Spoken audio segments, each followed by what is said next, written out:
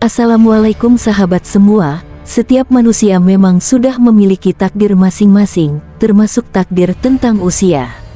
Ada orang-orang yang ditetapkan meninggal dalam keadaan syahid. Mati syahid adalah kematian yang dihadiri oleh para malaikat. Dalam Islam, orang yang termasuk mati syahid adalah mereka yang mati saat berperang karena memperjuangkan kebenaran. Ternyata mati syahid bukan hanya bisa diraih oleh orang-orang yang meninggal saat berperang saja. Dikutip dari buku Kemuliaan Mati Syahid karya Dr. Ali Syariati 10/6, Rasulullah bersabda, ada 5 kematian yang tergolong mati syahid. Dari Abu Hurairah, Rasulullah bertanya kepada sahabatnya, siapakah orang yang mati syahid di antara kalian? Mereka menjawab, orang yang gugur di medan perang itulah syahid ya Rasulullah. Rasulullah menjawab, kalau begitu, sedikit sekali umatku yang mati syahid. Para sahabat bertanya, mereka itu siapa ya Rasul?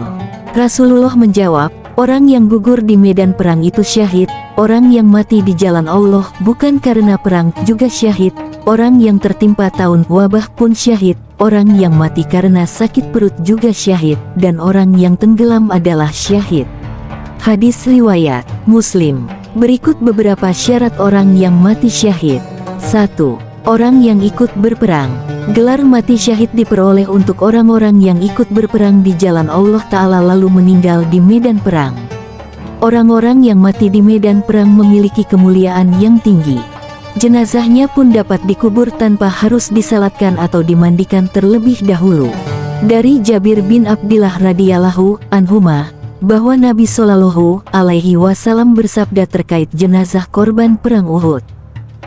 Artinya, jangan kalian mandikan mereka, karena setiap luka atau darah akan mengeluarkan bau harum minyak mis pada hari kiamat.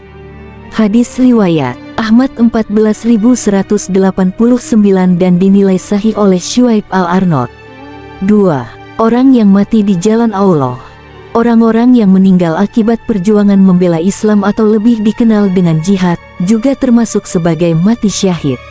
Mereka tetap wajib dimandikan, dikafani, disalatkan, dan dimakamkan. Orang-orang yang termasuk golongan ini antara lain meninggal saat menuntut ilmu, meninggal karena kecelakaan di perjalanan dakwah atau orang yang wafat ketika sedang di dalam agenda dakwah. 3. Orang-orang yang terkena wabah.